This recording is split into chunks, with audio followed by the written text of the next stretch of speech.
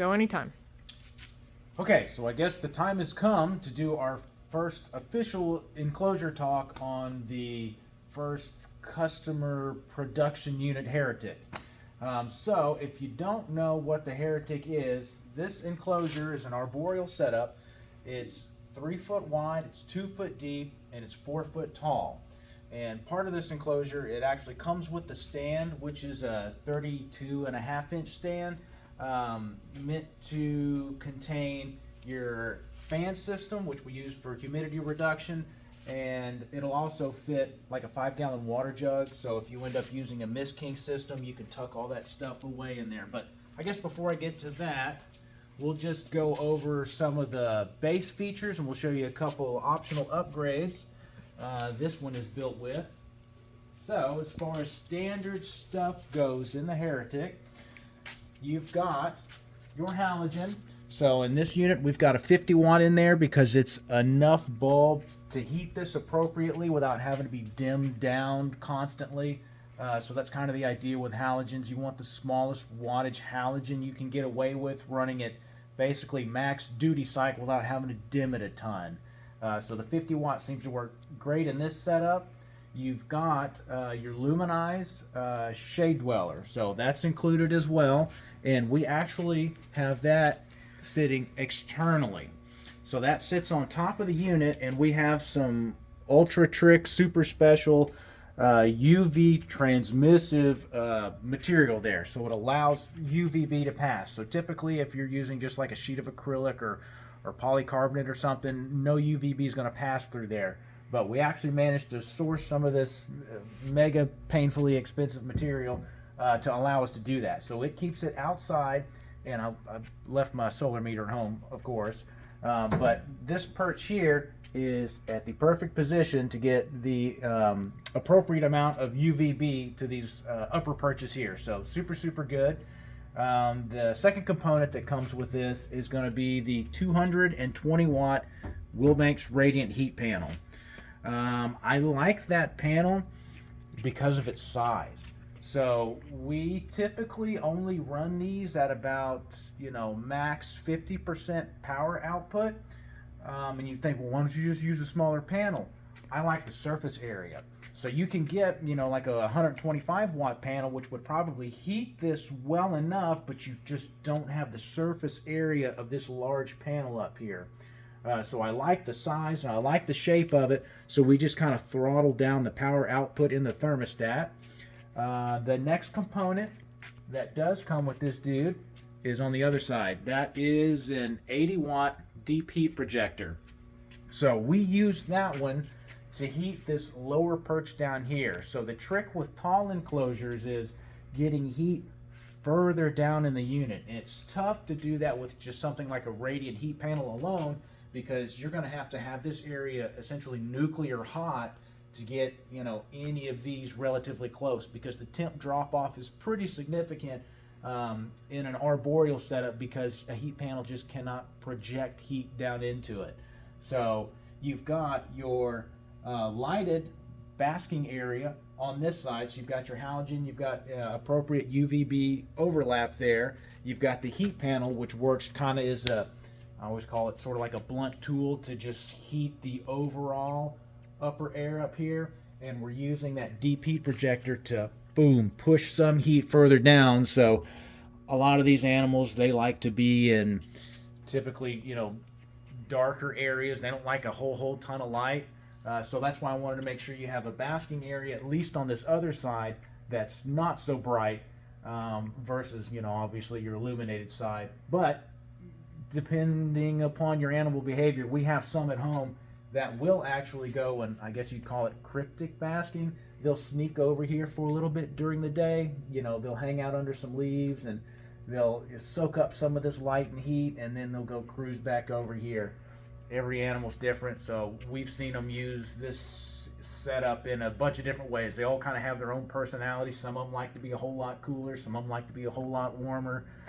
So that's what's kind of neat about this enclosure, is you have such a wide range of temperatures. So you're not just, this isn't just a blanket, 84 degree unit all the way up and down. You've got warmer areas up top, you know, I'd say mid-ish. I try and shoot for like 86-ish or so on that top perch up there. I've got this area set here to be about 80 degrees. And this one over here is set to 85 degrees. And you can see the probes in these. We've got them already pre-mounted, so when you get the unit, you're not having to figure out how to stick all that stuff in there yourself. We actually pre-wire the thing with all of that. So we use a cord cover here that holds the probe for your halogen, and same thing over here, and that's going to hold the probe for your deep heat projector. But I bought a 3D printer and I've been going bananas and I can't help myself. So the original Heretics, we would actually mount the probe with a similar like cord cover like you see on the wall. We would actually mount it to the rear panel here. But what I've done is I've 3D printed a probe holding device that actually angles it forward and away from that back wall to help get it towards kind of the center of the panel. Obviously it's not directly in the center because it'd be sticking crazy way out here. But that really helps get a more accurate reading of that air mass in the center there. So that's been super, super cool. I've played a lot with the angle of it. Some of the first ones I had were pretty steep. And of course, these snakes will climb on anything and hang on it. So I think I've reduced the angle of that enough to not encourage them to hang out on it. So it's so far so good. I really like it. It works super well. But that's you know, some of the standard stuff that comes with it. They come with the 5 perch setup. That's standard too. You can get the perches in either the kind of wood look like you see here, or you can get them with the carbon fiber, just depending on what kind of aesthetic you're looking for. But you can select either one of those. Other stuff that it comes with is going to be the plant clamps. So the plant clamps are hilarious. They were like a silly gizmo I made to attach plants to the ceiling, have them be easily removable, and you're not having to use stick-on gizmos with zip ties, and you're not cutting zip ties every time you want to take the plants out and clean them. So it's just a simple screw setup. You've got a polycarbonate clamping device in there, and you just kind of unthread that screw and it opens it up, and you can take these things in and out super duper easy. They bite.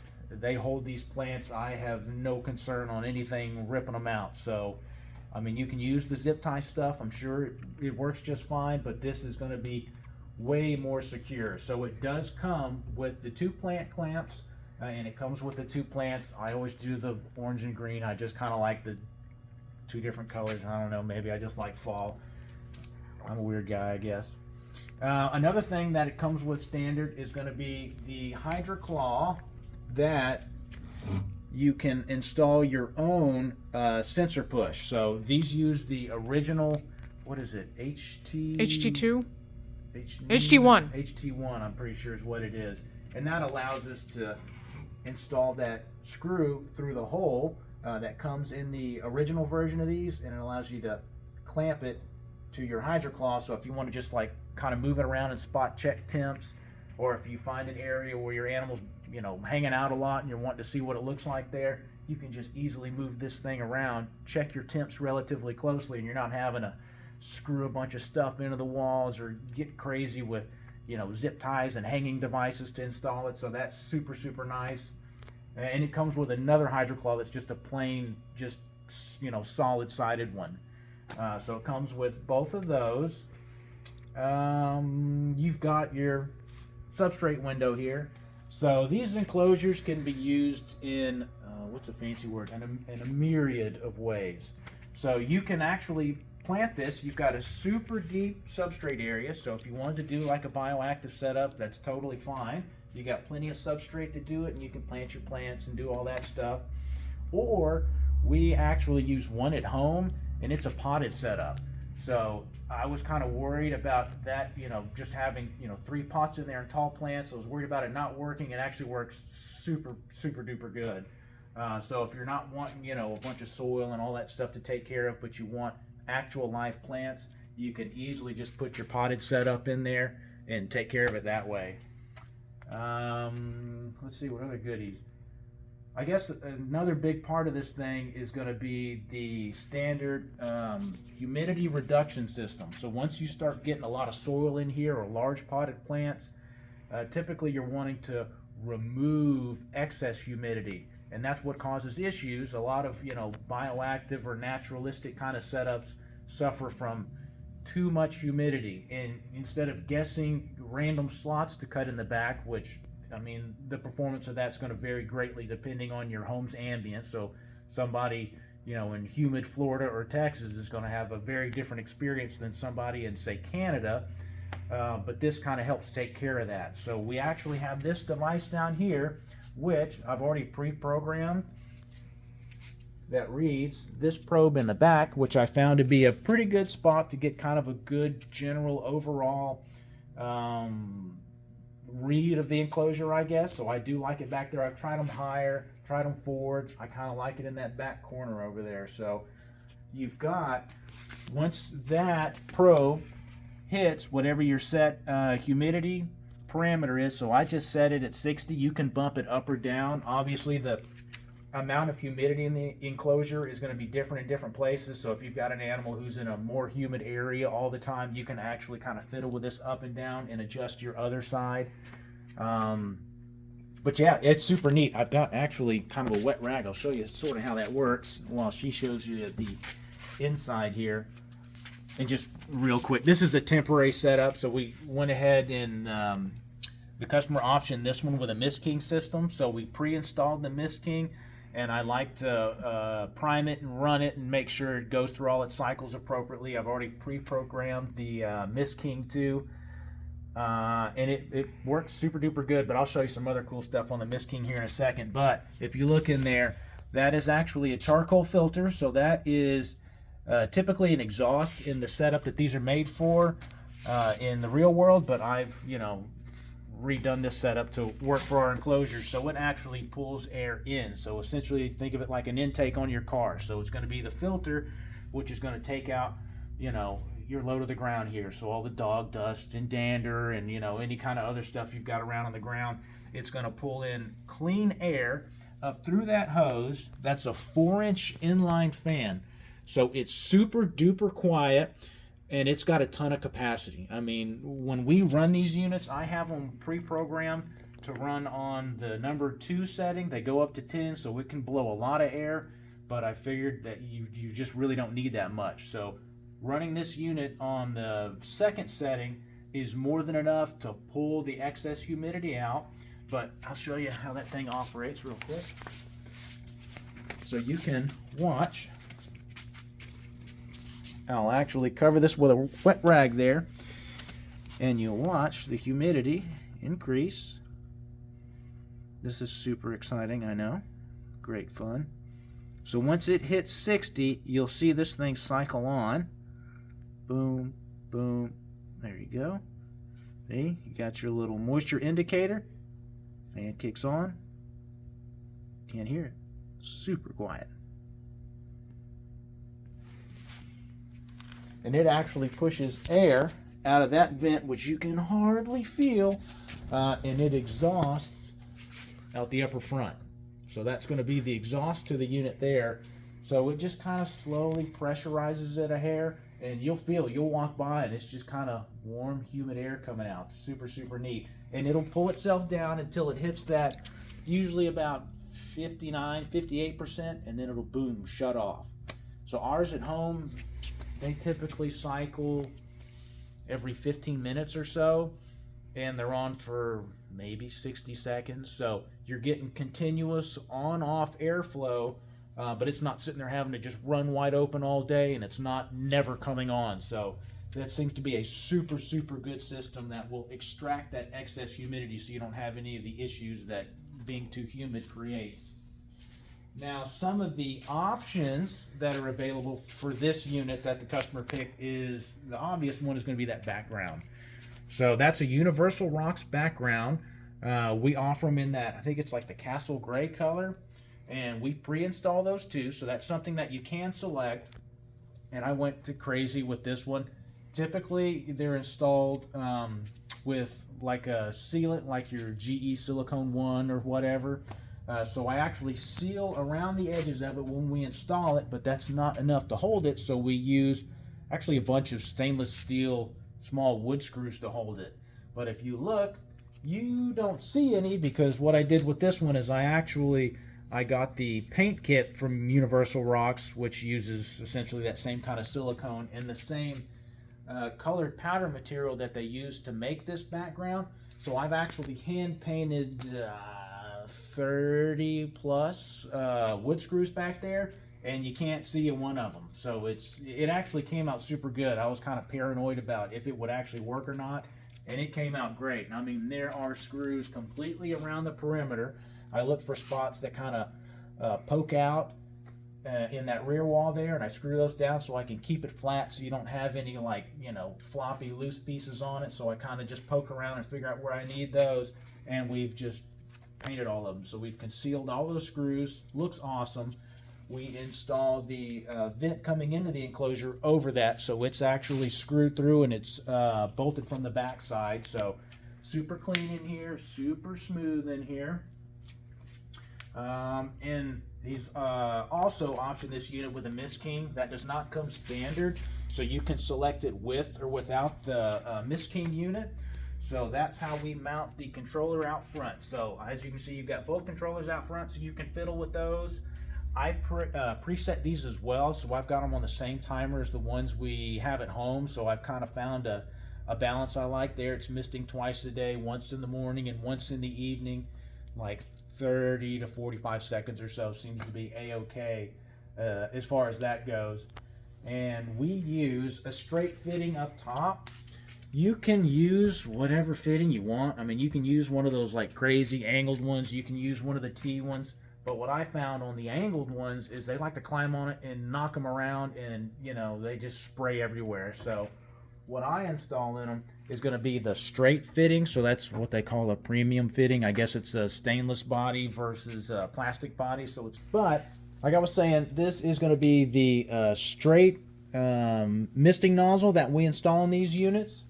And like I said, I've been going kooky with the 3D printer. So you'll see this weird gizmo up here. The idea behind this thing is to help block some of that mist from hitting your halogen and your bulb cage. Now mine at home, I don't have that on there. I just let her rip. It sprays the bulb cage, it sprays the bulb. I've had absolutely zero issues. I've not had one halogen failure. This bulb cage hasn't corroded a bit, but I figured some folks may be more sensitive to that than me, so I've designed this crazy, goofy spray blocker gizmo that does actually a pretty good job at keeping moisture off this. You'll still get some, but not nearly as if it was wide open. So it's this crazy arced thing. It's got all these, like, you know, kind of triangular blocks that stick out of there, and it does a good job at diverting and deflecting this stuff. And I almost kind of wonder if it'd be neat in a chameleon application, because it actually will pool water and drip off the ends of those. So I actually think that's pretty cool. But yeah, I went crazy with the 3D printer, and this thing works pretty good, so I'm proud of it. And I've thought too, you know, some of these snakes aren't super bright. I've got some ding-dongs at home, and I was worried about them potentially striking it. So what I did is I've radiused all the corners on it pretty significantly. Same with the bottom. The first one that I produced, it was fairly sharp, and I was like, well, I don't want one to whack it and have an issue. I doubt they would, but, you know, just to be on the safe side there. And I didn't reinforce it down here. So these actually have a hair of give to them. So, you know, you got a ding-dong who does whack it, they're not hitting a super sharp, rigid object. So I think this is actually super freaking cool. Looks neat, works good. I like it. So that helps keep some of that mist off of there. And I guess we can go around to the back side of this thing. Oh, well, I guess I ought to go over the thermostat setup. So this actually comes with a thermostat. The original idea was to have a Herbstat 4, but I had, you know, an incredibly wise idea, and I thought, well, why don't we just use a Herbstat 6 that we can control everything off of?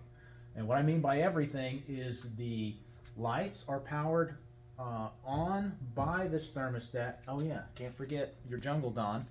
So that's another standard component, my bad. So this actually comes with the luminized Jungle Dawn. So both fixtures are controlled via the Luminize app. So you can actually set lighting schedules. You can have it ramp up and ramp down.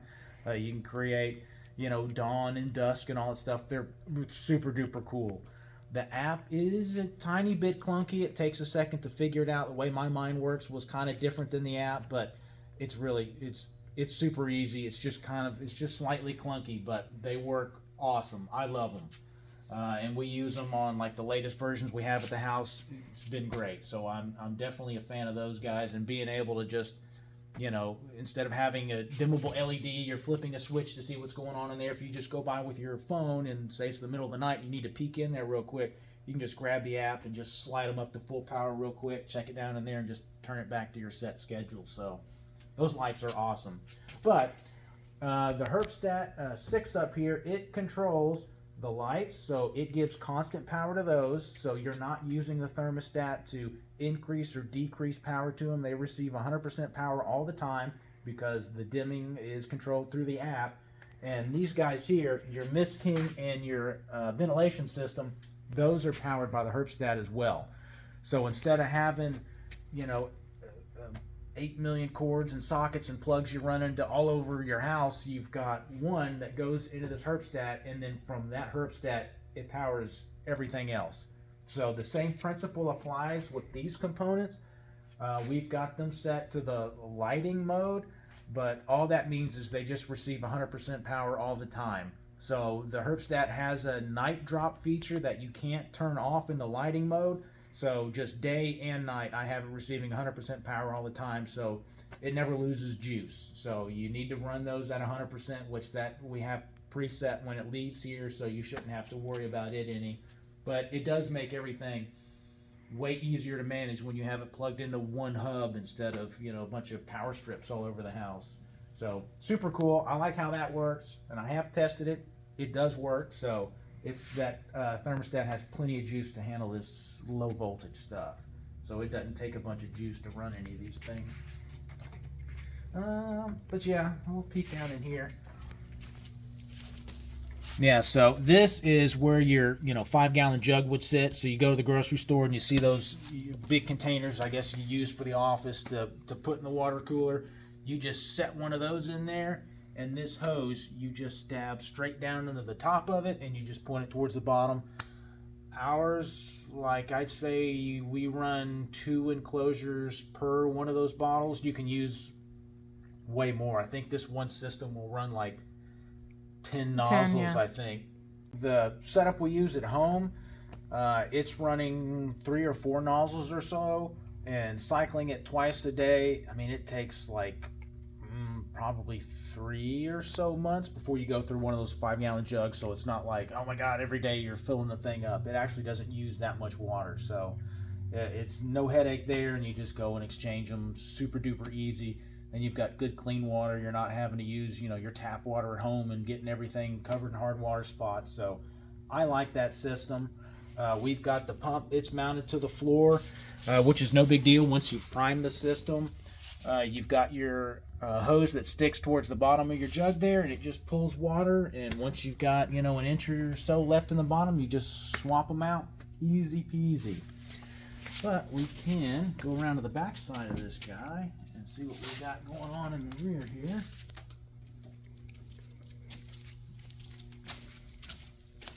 So I've got some cords and junk hanging. This isn't a final setup, obviously. This is just for our testing, so when you get it, you can arrange the cords however you like. But cool deal. We've got an actual VIN plate on the back of these, so they're all numbered. So your unit will have its own specific, quote unquote, I guess it's not a VIN number, an IN number, I don't know. But you can see your hose back here, so that runs out of that inline fan.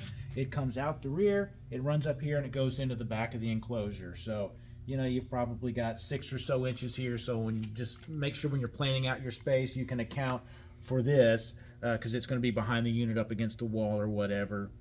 And it's got a totally unnecessary intake vent. It looks cool. It comes with our exhaust vent up there, so I figured I might as well install it. So I just have the CNC cut the hole for this, and we just install that vent in there so it can pull air easily in there instead of having to try and, like, suck it around the door or any kind of, like, cord holes or anything. It actually will pull mostly through there. So super duper cool, I think. And I guess the last piece that may be of interest is going to be the door itself. So we've gone back and forth on door materials. So typically for like a clear plastic, you've got two kinds of material. You've got polycarbonate and you have acrylic. Polycarbonate is great because it's like a sort of like a safety kind of plastic. You can't crack it, you're not going to shatter it. You can't laser cut it though. So we switched to acrylic for a little bit, and you can laser cut the acrylic. It's a bit more scratch resistant than the standard polycarbonate, but acrylic doesn't matter the quality or whatever you want to call it. Acrylic, when you've got one warm humid side and one cool side, they all curl. So if you've ever seen a door that curls that's acrylic, it's just how it is. So what we ended up doing is actually using a polycarbonate, but this is abrasion resistant tuffing. So the problem with this kind of material is just the cost. It's 3 times more expensive than like a standard polycarbonate. But we did some testing at home, and it's almost as good as glass. I mean, we drug it around on granite countertops. We threw sample pieces in a bearded dragon enclosure with rocks and sand and stuff in there, and she tried to tear it up, and it came out looking very, very good. So you have all the benefits of polycarbonate, and you've got something that's more scratch resistant than acrylic, but it's not 8 million pounds like glass. So you really can't get glass shaped like this because you'd have to have it cut with a water jet. So you'd need, like, I don't know, $500,000 to buy a water jet, and then you'd have thousands of dollars a month and maintenance, and then you still have a big, heavy frickin' glass door. So this stuff is light, it's nearly as tough as glass, and you don't have any of the glass problems. So this has been awesome, awesome material. So I am definitely a fan of this stuff. And I think really that's mostly it for this one here. You can option them up with like side windows. That's something that's available for them. So it's like 8 million little windows on the side. It looks super cool. But if you're putting it in a corner up against the wall or something like that, you might not benefit from it. I mean, solid size, this thing's pretty cool already. So I like this setup. Super, super nice, super clean. Yeah, I think that's really about it. So we've been working on this for like a year and a half more. It's probably almost 2 years now. Yeah, we've got a bunch of prototypes at home, and it's amazing what you can learn about moving stuff slightly here or there. You might look at this and go, oh, it's just a box with a fan attached to it. It's actually not. It's so much more than that. It's so critical where you have these perches positioned, where you have the probe sitting, where you have the heating elements installed themselves, moving them slightly forward or back or left or right. It has a huge effect on everything. So it's, winter here now. It probably got into the 60s in here last night, upper 60s obviously. And I was curious if our preset settings worked, and obviously I can't check it now because the door's been open forever. But when I first got here, I opened the door. This area, I wanted it at 85, and it was at 85. This lower perch down here, I've got it set to 80, and it was 80 point something. And this upper perch, like I might have mentioned before, I try and keep it 86-ish or so. And this sensor push here, that's what it was reading when we got in. So it seems to be functioning absolutely awesomely as it should.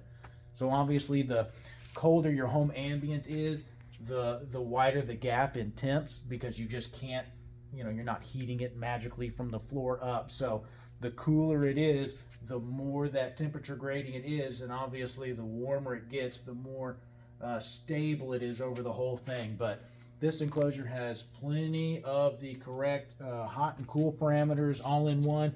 And it's kind of cool too because your animal can sort of choose where they want to be. I've got some Beox that love to be way cooler, and I have some Arus that like to be hot. So you've got the full gamut here. The animal can kind of pick their own environment, and it's got enough space they can go cruise and stuff at night. I don't know if it's just because a lot of our snakes are males, that's why they're so busy. We've got one female who doesn't like to do a whole lot.